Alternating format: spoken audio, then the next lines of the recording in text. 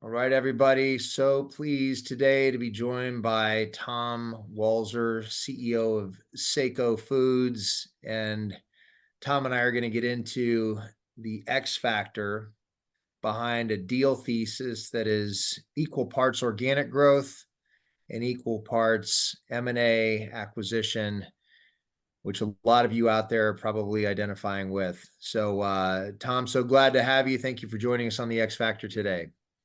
Rob, it's a pleasure to be here. Thank you for having me. Okay, good deal. So, Tom, you've got a bit of a unique background in that you've sat in Fortune 500, you've sat in a family-owned business, you helped recapitalize that family-owned business into a private equity-backed portfolio company, and that's quite a spread of experiences. So, I'm sure all that comes to the forefront in your leadership. But thought we could get into your early career experience at some of the Fortune 500s before we get into the deal thesis itself. When you think back, what did you learn from those experiences that's most helpful today in a private equity-backed mid-market setting? And equally as importantly, what are the things that you left behind that belong in the corporate world, but not in your current universe? Yeah, that's a great question, Robin. To give the audience a little background, I'm a finance guy by trade, and grew up a little bit in banking, and then switched over to a privately held manufacturing company where I started off in cost accounting and really learned the cost of goods side of the P&L. Moved over to a sales finance role, and that privately held company was sold to a PE firm that had a vision of taking it to a global consumer packaged good platform. So in my 17 years, a variety of roles within corporate America, we took company from 200 million in one product line, primarily US, to about 4.5 billion globally, with most of our sales outside of the US. And my team, and I left there as the senior vice president and CFO of that firm. And my team was responsible for doing the integration work in the shared service platform of the M&A transaction. So we'd come in, do the due diligence, the transaction, the integration work, and wring out the synergies of the shared service platform. So I think what I learned is that the power of acquisition and the power of arbitrage, the power of synergies, and that you have to take care of each acquisition organically to have a long-term sustainable competitive advantage. And when you put the two together, organic and inorganic growth, and you have diligence upon what you're looking to accomplish, it becomes exponentially more powerful. And I think those are the great lessons that I took away. Some of the lessons I'd like to leave behind, and what I wanted was more of a family-oriented culture. I wanted an all ships rise culture, that we weren't doing this for the few to create wealth or create wealth for just a few. It was about creating employee stock ownership, enabling others to be the best version of themselves, both professionally and personally, creating a safe place for my people to explore and fail fast and learn and adapt and have fun. Like, having fun is the number one thing that we should be doing professionally, because the rest will come when you have that genuine experience. So I think that's the corporate aspects where those things may have been at risk or in jeopardy, I left behind. But I applied some amazing learnings that I had from that 17-year experience. I couldn't do what I do today without that experience. Yeah, no, well said. And for those listening who might be a little newer to inorganic growth, let's just set a little bit of a stage. So, among all the levers that private equity loves to pull, inorganic is as important as any for most businesses, primarily for a couple reasons. And I'll lay this out, Tom, and then you can polish it up as you've lived it. But we want to buy companies at a smaller multiple of EBITDA than we trade at the platform today. And when that happens, an add-on that trades for 6 times is now worth 12 times, and that's the EBITDA multiple arbitrage. And then there's some follow-on post-acquisition synergies that can yield additional EBITDA contribution, because maybe there's some redundancies that are no longer needed in that add-on. And the combined platform, if we do enough M&A, is now large enough that it trades for a higher multiple itself. So everybody wins through M&A, but how else would you explain that concept to the audience? Yeah, I think there's the word, arbitrage is a financial term and could be unique to some out there, but it is about leveraging yourself where the sum of the whole is greater than the sum of the parts. So, step one is the transaction, and as Rob alluded to, this notion of, can we buy something at a multiple less than we currently trade at? That creates an instant return on your investment. Use the example of $1 million EBITDA business and use Rob's example of buying it for a 6 multiple, and you're trading at an 8 multiple. Well, that's worth immediately an 8 multiple in your portfolio. So, 2 times that $1 million of EBITDA, it's worth 8 million in your portfolio, but you're only paying 6 million. So you just made a 33% return on your investment without regard to financing. So that's arbitrage. Number one is transaction. Second is creating arbitrage through synergies. And those synergies can be, we look at it as 3 or 4-fold. The synergies of the transaction. How do you leverage seller financing so you have less equity in the deal to create further arbitrage? How do you leverage earnouts and align a seller and a buyer to minimize your risk? That creates arbitrage. You have synergies. Those synergies can be SG&A or shared service related. How do you leverage your team in IT and HR and accounting and collections? How do you wring out synergies of commonality of parts? How do you wring out synergies logistically or distribution or operationally? And so those synergies really add up. If you buy again, using the example of $1 million business at a 6 multiple, you finance it right, you structure it right, it's extremely powerful on the front end. If through synergies, you can take and increase the earnings by another 20 to 50% on just that back office, and you generate another $500,000 of synergies at your 8 multiple, you're now at 8 million plus the synergies of 4, you're at 12 million for something you just purchased days ago or weeks ago for 6, and you've doubled your money. And that's the power from a PE firm perspective is the arbitrage on transaction, the arbitrage on the operation, and then making sure you take care of each of those acquisitions from an organic perspective and driving even further synergies through organic growth. Yeah, because presumably, as attractive as those add-ons might be, they may not be as professionalized as your platform is around go-to-market strategies and fundamental organic growth skills. Okay, awesome.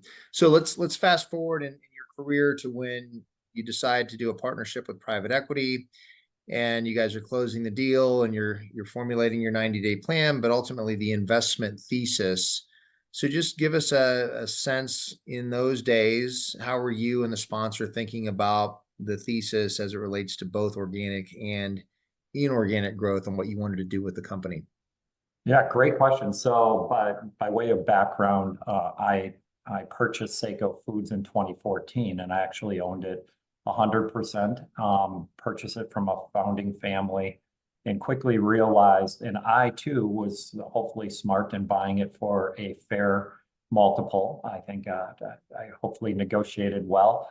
And then I structured it with some seller financing with the founder, and I quickly realized what an important asset he was and an enabler to the business. And we, months into the deal, did a debt for equity swap at a higher valuation, and I brought him back in as a partner. So that's a second example of arbitrage. But to fast forward through those first couple of years, where we were private, we were small, we were professionalizing the company. So we were looking at just, what does our org structure look like? How do we streamline operations? How do we make sure we run on one ERP platform? We need to have the right people doing the right things across the organization, applying some of those corporate principles. And our growth started to take off from an organic perspective. And Ray Santa, the founder of Seiko Foods, and myself said, you know what, I think we need a partner. We want to go out and buy some acquisitions. We want to grow inorganically.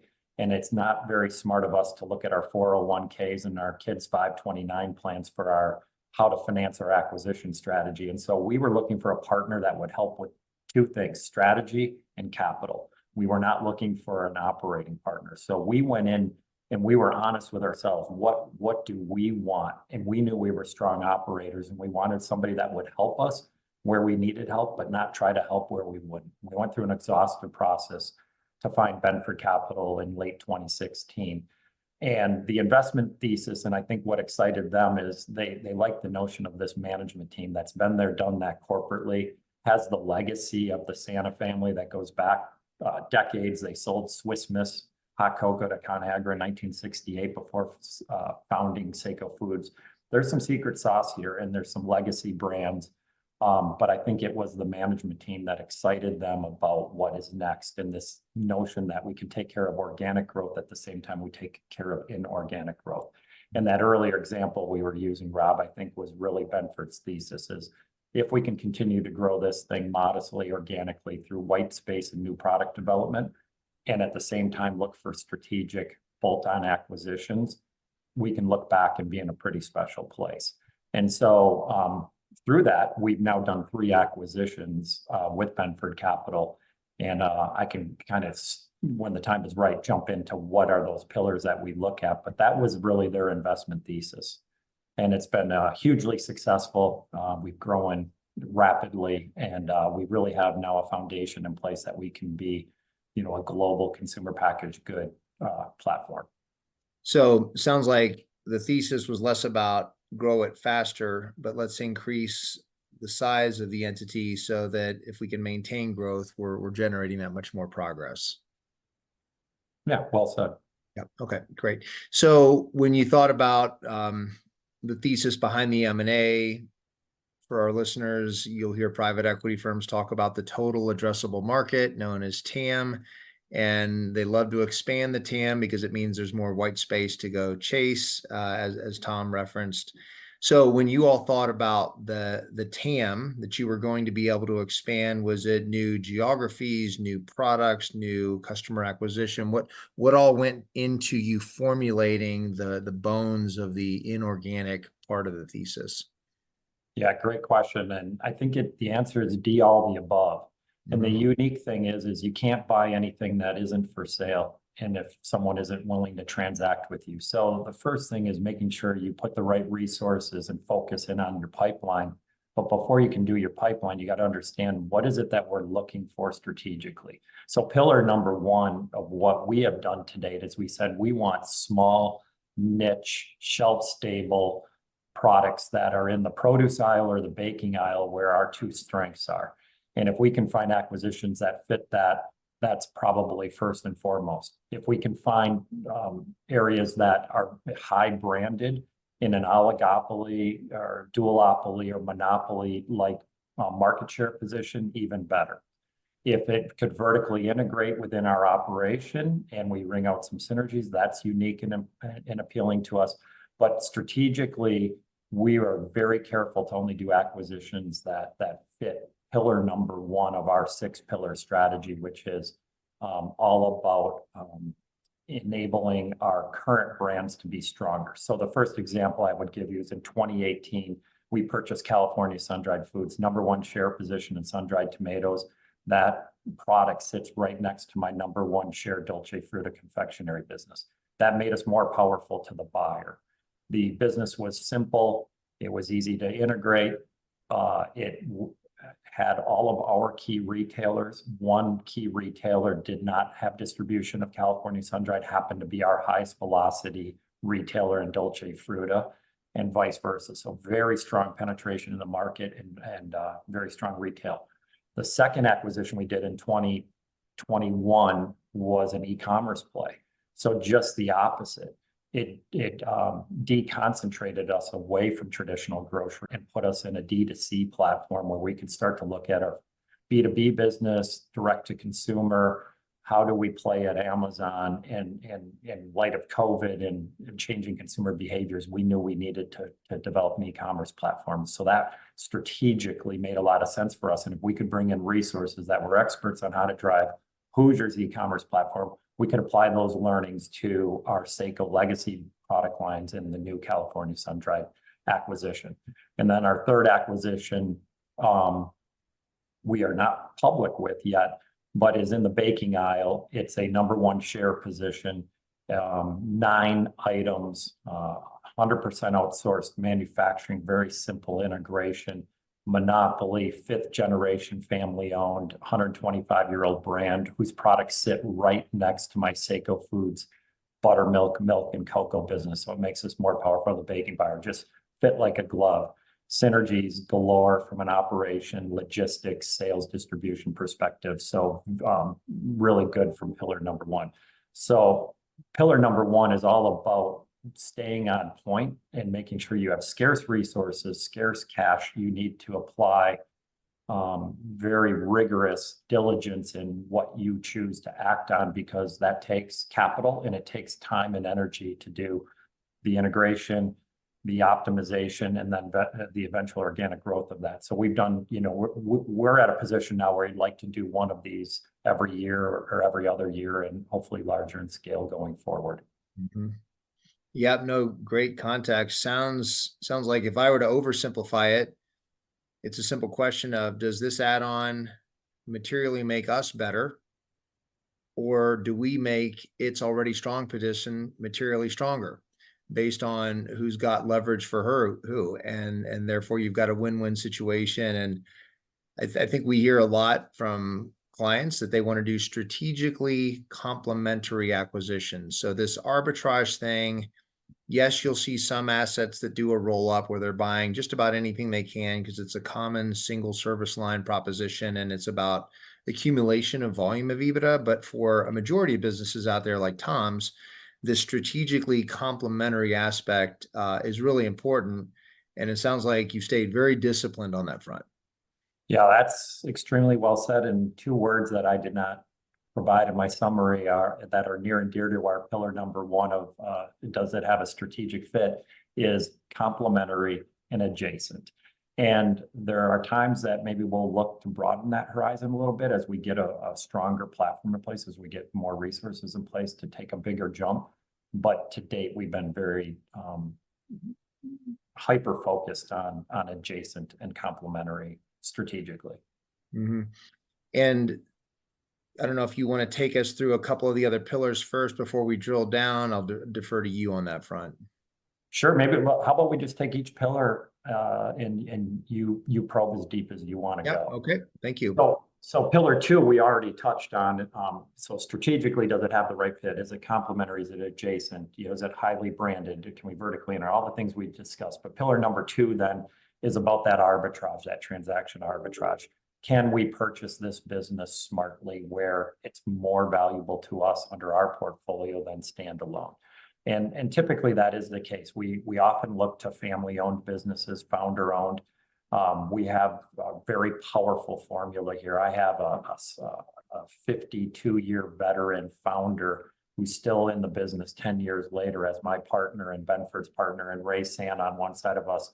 My son started a few years ago when we brought on the Hoosier acquisition and leads that division from a pricing and operations perspective. And founders like that story. It has played well to our first 3 acquisitions. And so we're able to structure a deal typically that is more accretive and not only purchase price, but leveraging seller financing or earnout structures, and then being able to grow our core business organically fast enough to leverage hopefully 100% debt as the cheapest form of financing. So we're as focused in on the core organic growth as we are in inorganic, because that is the cheapest financing to really leverage a shareholder value.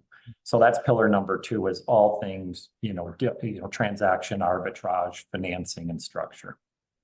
Yeah, and for our listeners, depending on the size and how transformative the add-on is, you'll see some private equity firms use a mix of debt and equity. But if we can avoid dilution and preserve capital to be deployed into platform investments, that's always going to be private equity's preference, or so it seems. So Tom, you mentioned the arbitrage, and it has to work right, in part because you're going to pay the right entry price for that add-on, which sort of presumes that unless it's a distressed sale, that they want to be part of your family of companies. And so maybe step back for us a little bit on how you approach an acquisition target. to build the trust, to sort of create the allure that they want to be part of the family, so that when negotiations roll around, yes, they'll be tough and smart and determined, but they'll be pragmatic under the notion that, okay, I'm going to get a good price today, but hopefully a beautiful price when that second bite of the apple comes around, when the larger platform recapitalizes. Yeah, we've actually had all the above. We've had one of the acquisitions was the two founders wanted to retire and they had a health situation and they needed speed and certainty in an integration within 60 days or less. We committed an entire roadmap and resourced it the way they wanted to ensure that we did that for them. And that was important to them. Another acquisition, the founder wanted to stay on, but he wasn't. He was a great inventor and he was an innovator, but he wasn't an operator. And so we committed to put resources in place to bring him live up onto an ERP system immediately, food safety platforms. We would handle all the shared service platform, and that he could just work on new product development and innovation and new channels and get another bite at the apple. And so we have both sides of it. And I think what again, back to that earlier story, the power of having a founder on one side of you and your son at 25 years old who's running another business on the other side of you is powerful. And then you have your sponsor, as in my case, Benford Capital, sitting at the table with us, that we are professional. We have strategy, we have capital, we have processes, policies, procedures, and practices, and people, and every P word you could think of. But at the end of the day, we act with highest level of integrity, transparency, partner-oriented approach. And if we didn't, the founder wouldn't be at my side 10 years later through a recap, years ago. That's really powerful. And among everything that you said, the one item that stands out most to me as being pretty unique and therefore powerful is the founder at the table. Because a well-run platform should have a quality CEO, should have a professional and experienced sponsor. But there's not always a founder who can create the atmosphere of, this is a place that I felt comfortable, selling and maintaining a business relationship, because there are a lot of horror stories about what happens after founders sell. And I think for our audience, and I'd like you to touch on this, sometimes when a new CEO comes in or a new management team comes in and succeeds a founder, there's a little bit of friction. Maybe that founder doesn't really want to go, or yes, they sold to private equity, but they thought they'd stay through exit, or it happened before they ideally wanted it to, which creates a bit of a backdrop. And it's management's job to either, I suppose, move past it and just set the founder aside if that's what everybody wants to do. But in your case, your ability to build that trust-based relationship and create aligned interests, and he was able to trust you to be CEO and run the company.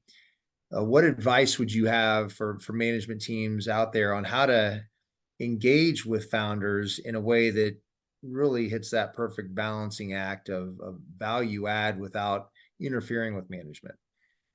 Yeah, great. You know what? I think it's, you treat your founder like you would treat somebody that is on the line. And if you treat people like professional adults and you're honest and you carry yourself with integrity and you have a common good, people are smart. They have common sense. They want to win. And I think what happens is a lot of times people are disingenuous. They have an investment thesis that they're going to integrate the back office, but we're scared to tell someone. And so we don't tell them that. We say, we're looking into it. I don't operate that way. I learned in all my years in corporate America that we were always best when we sat across from and said, we don't know. We have a thesis that it makes sense to bring this up on our ERP system. We have a thesis that it makes sense to combine shipments. We have a thesis that, our AR and AP staff should be centralized, but we need to learn your business. But we're going to protect you. We're going to put you on retention. We're going to give you a completion bonus. We're going to treat you like a professional adult. I think the same thing goes for a founder. You know, when I purchased this company in 2014, it was a bit dated. It was a bit tired. It needed graphics change. It needed professionalization of the back office and the front office. And I told the founder that, and he said, I know, and I need your help. That's why I'm partnering with you and trusting in you. And we did it together. And I did the heavy lifting or the harder stuff. And that happens in these situations. But if you treat people as professional adults, they will work hard for you, even if they're not part of the final outcome. People have a lot of respect. We had an operation down in Indiana for e-commerce business. Ultimately, we determined it was high cost and high risk to continue to operate there. We sat with that team. Every person had a job before they finished their mission, and we paid the completion bonuses in advance because they collaborated with us, and we closed down that operation as orderly as you can. And they, even though they weren't part of the long term, they had the option of potentially moving here, although the positions didn't really warrant that type of move. And treat people with honesty and integrity and care, and it works out, no matter if you're the founder or someone more junior in the org. Yeah, I think there's this fear that if we're too honest, what if the target acquisition decides not to close and then we've missed out? But the animosity, if you're not honest and do it anyway, may be equally destructive to your company. So truth is often our friend, I suppose. Yeah, and I think you have to listen on the front end. What are their needs? And you can usually pick up on that throughout the process. Our thesis has been right most times, but you have to be willing and able to adapt. So that's powerful. If I'm hearing you right, yes, you're there to do M&A. It's your mandate. You've got to do the things we discussed earlier, but you're approaching it as if to say, how can we make your M&A dreams come true by partnering with us? And what do you want out of this transaction? And how can we be a party to making that happen, while, adhering to an honest and transparent and integrity-rich approach at the same time? That's exactly right. That's how we start every time. In fact, that's how I start most interviews. What do you want? How do we make you as happy as you can be, so you're excited and motivated to come to work every day, founder or junior employee, to give us your best. And then, you create culture from that, which we can touch on, a little bit later. Yep. Sounds great. Okay. I don't want to hold us up too much. Let's move on to the next pillar. So let's see, pillar one is strategy. Pillar two is arbitrage and all things to make it financial. Number three is synergy. So we touched on this really quick, but synergies come in many different ways, and it's just looking right down that P&L or balance sheet.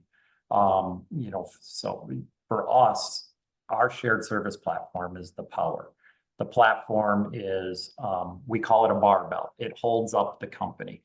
We have sales and marketing on one side of the barbell. We have logistics, distribution operations on the other side of the barbell. Those have product line nuances and expertise that are required of them.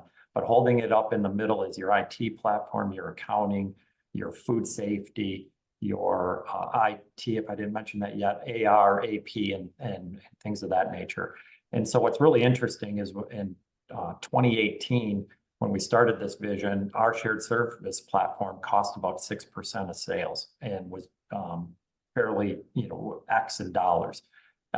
This year, we have invested 3 times more in dollars on that barbell, and our cost of sales is down to 3%, so half the cost. And we do that through the power of acquisition.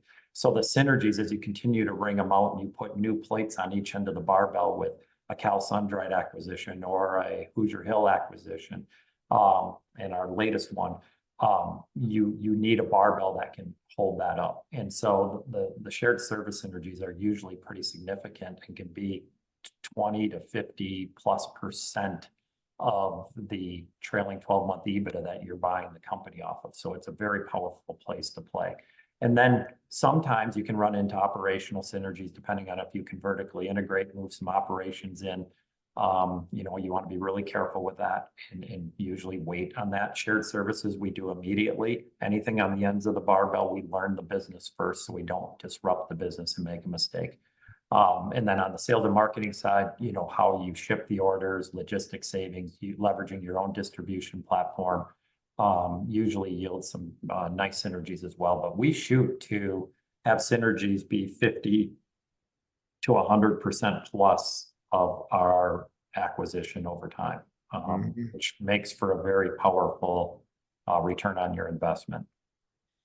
Well, approaching it with a bogey in mind is helpful. I'm not sure if every management team is doing that versus taking what they can get, but that's well said. Okay, next pillar.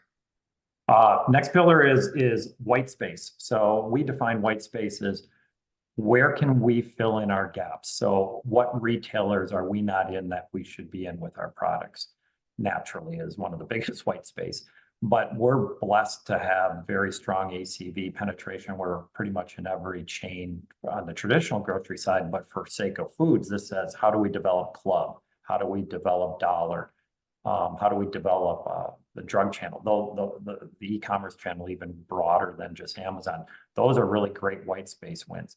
But within each retailer, you take a Walmart, Kroger, HEB, they don't carry our entire portfolio. So how can we ensure that they do? And how do we bring them innovative products that exceed their expectations and delight them to want to carry more and more of our products? How do we become more important to that retailer?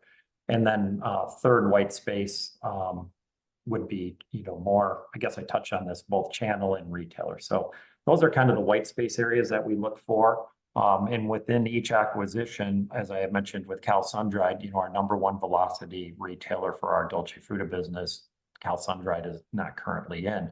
Well, how do we leverage that relationship further from a white space and vice versa? So it's not just a one-way street. It's how do these acquisition strengths help cover up some of our weaknesses and vice versa. Yeah, that's great. And for our listeners, you'll often hear private equity refer to their portfolio companies as a platform, but really they need to platformize the companies that they buy so that they qualify as a platform. What a platform really is a robust thing that is scaling and can quickly and easily integrate acquisitions and has leverage. And so what Tom's doing very successfully is using M&A as one of the means to strengthen the platform that he is building. And now it's not just a bigger and more valuable entity, but more powerful with more positive leverage that it can apply. Yeah, I think that's well said. And what's interesting is the synergies of that platform as we went from 6% of sales down to 3%. We don't know the magic number, and I'm not trying to push it down more. We'll let it play out in due time and learn. But that's a synergy and therefore dropping to the bottom line. And then you add in white space dropping to the bottom line. What happens is your organic growth then is fueled, which provides more EBITDA, which provides you more debt capacity. So banks are willing, and, you know, in this environment, maybe to lend, you know, safely where we're not over levered. We like to, you know, stay below a 4 times leverage. Well, you know, if you find for every $1 million of organic growth you create on the bottom line, you're opening up $4 million of debt capacity. And so if you start to parlay that and you start to look at the next acquisitions, your ability to leverage debt from your house becoming more valuable is very, very important in your investment thesis, because all banks will sponsor your acquisition at some level at a, you know, modest 3 to 4 times, as long as you do your QOE and prove out those earnings and you feel confident. But if you can have even more confidence because your platform is strong and in a great cap structure perspective, you know, the ability to use 100% debt in a smart way where you're not over levered is as powerful as it gets for your, you know, maximizing your MOIC or your IRR back to your sponsor.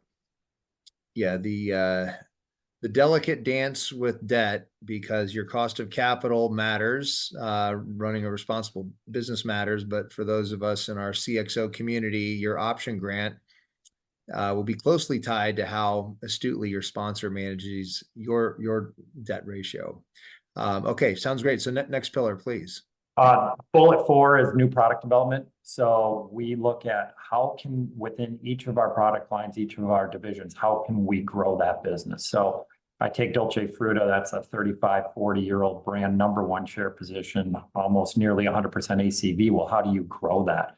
The best thing that we've done is we've looked to a license arrangement. So we just signed with Bailey's liquor and developed a melting wafer that tastes like Bailey's. And could we launch now into a white Prosecco and go after a new segment of the store and other store retailers out there that are category killers from, you know, wine and liquor perspective. So really unique things on just licensing. Other new product developments, we've been in powdered milk, in a non-fat dry milk. Well, with COVID and preparedness and essentials and this new millennial customer willing and wanting to try alternative milks, suddenly you have oat milk and goat milk and other innovative things. And our Hoosier Hill acquisition brought us knowledge and learnings about niche-y, crafty type food staple pantry items that I can now bring from my Hoosier Hill platform over into my retail channel, but under a different brand name, because Hoosier Hill Farm will always stay digitally native. So we control the value proposition and the price point, but I can take those products and take them into retail and launch into new alternatives. And we just landed, major distribution on a whole milk, and we're looking at an oat milk alternative that would be at retail. So we're really excited about new product development roadmaps like that. So we leverage licenses, we leverage our other acquisitions that we purchase of the niche items they have, and how can we cross-pollinate? Yeah, I'm hearing a couple of quick takeaways. One is that you found a way to use your M&A strategy to not just preserve, but strengthen the entrepreneurial DNA of the company and avoid becoming the acquirer that's lost a little bit of its entrepreneurial way. And then secondly, there's a lot of reasons an acquirer would pay an EBITDA multiple for a business that's at the higher end of that sector's range. And one of them is, wow, what a great new product development engine they have. That gets us excited about the portfolio going forward. We want to be in the business of this company. So good for you guys. Yeah, thank you. It has been kind of our key to success. So I think we touched on 4 or 5 of the pillars. The last pillar that we look at is merger and acquisition within that particular acquisition. So what could we do in the future that would make the acquisition target that we haven't even purchased yet even more powerful? So in the example of California Sun-Dry, we know we play in a duopoly, and there's an interesting target out there for us that we're excited about, and there's other ways that we can grow. On the Hoosier Hill platform, we think there's a lot of other family brands that we could bring to the table and bring the Hoosier Hill banner over a broader product offering. That's exciting to us.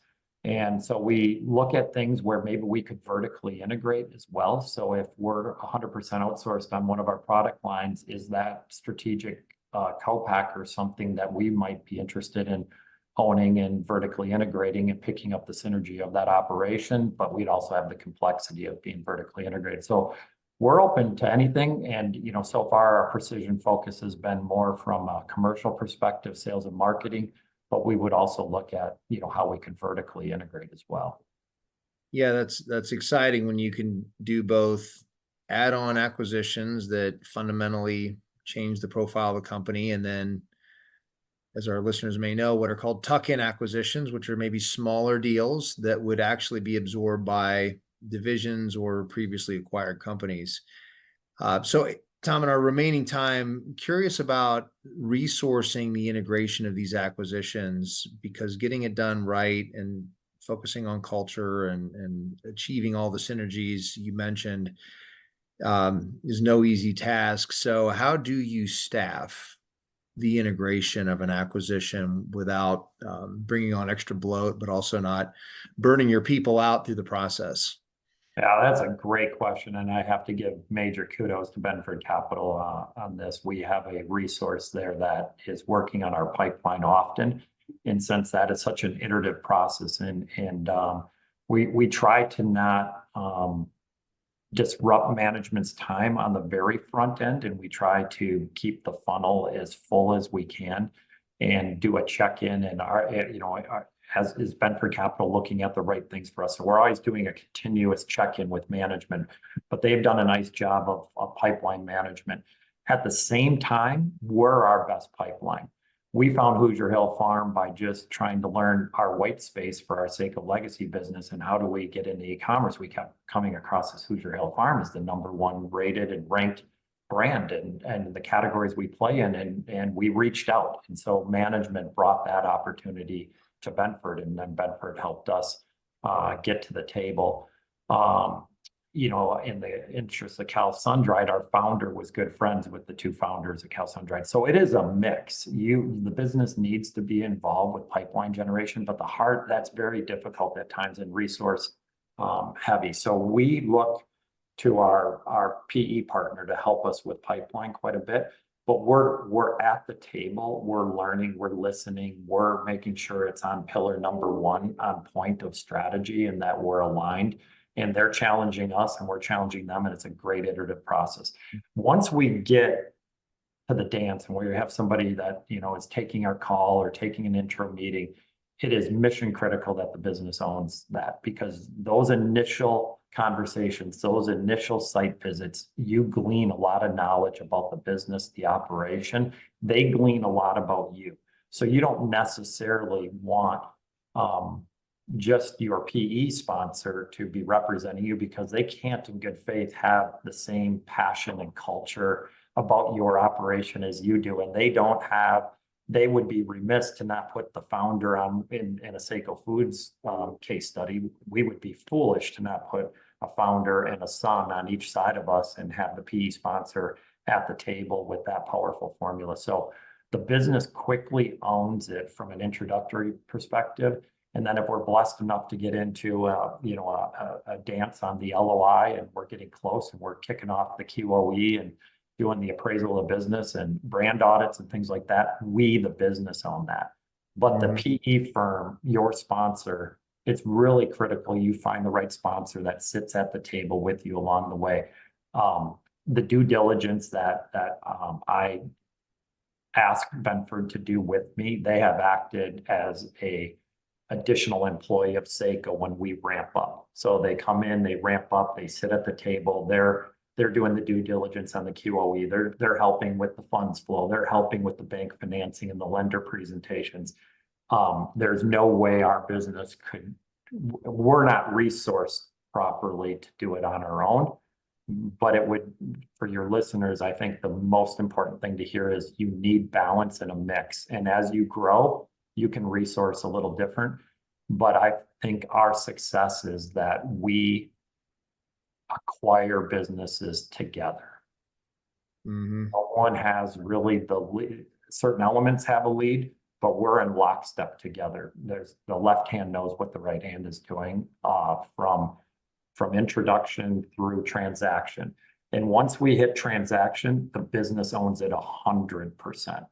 Or it is looking for next for us. We have to own that business. There's no aspect of it that should be run outside of Seiko. So Tom, another question I'm sure that's on listeners' minds is the cultural aspect of profiling and properly integrating add-on acquisitions. What advice do you have for our listeners on that front?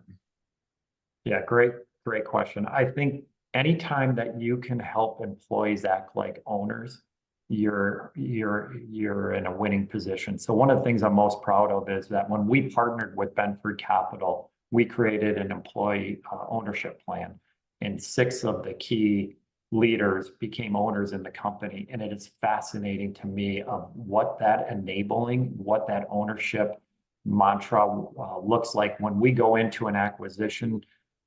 It is powerful when my CMO is speaking as an owner, or my vice president of sales is speaking as an owner. When we go into a Walmart call, Tom Walzer's not on that call. My owner, operator partner that calls on Walmart is making that call, and it's a passionate, family-owned, PE-backed, professionalized company that has this ownership, employee ownership model that it becomes incredibly powerful. And as we build out the platform, it just grows, and that culture permeates the rest of the organization. And, our customers feel it, our suppliers feel it, our potential acquirees feel it, and it just pays it forward every time.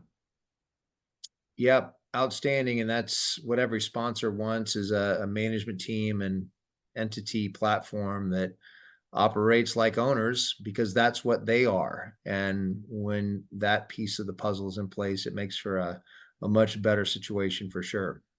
Yeah, and what's really cool is how fun is it that when you have outsized returns as a PE firm, that you are creating wealth for those in the organization that help do it. It's inspiring, and it is the most rewarding thing that we could all do. And I'm very blessed to have a partner in Benford that got that. We picked the right partner that has enabled this management team to be the best versions of themselves and create wealth for everybody as we continue our journey. Well, to our listeners, I promise a follow-on episode soon on how to pick the right sponsor and how to pick the right platform, because getting those two decisions right greatly de-risks a beautiful outcome. So look for that coming to a podcast near you. Yeah, well, terrific. Well, Tom, we covered a lot of great ground here today. And I think putting this conversation in the context of having done C-suite searches for a dozen years, I think my biggest message to our audience is, as a management team, as a CEO, own your acquisition strategy. Work alongside your sponsor. Yes, lean on them, allow them to do their part. But if you give too much quarter to them, you won't be as effective as you could otherwise be in creating value. And or if they're not active enough, you just won't have enough M&A success. And when you know what you're doing, sponsors want you at the table and they want you to own it. But if you don't, they'll occupy any vacuum of space that you create. And doing so collaboratively as a team is the magic and elusive partnership that everybody seeks. So anyway, Tom, thank you so much for joining us today. This has been super illuminating, and Godspeed with the rest of the journey at Seiko. Thank you very much.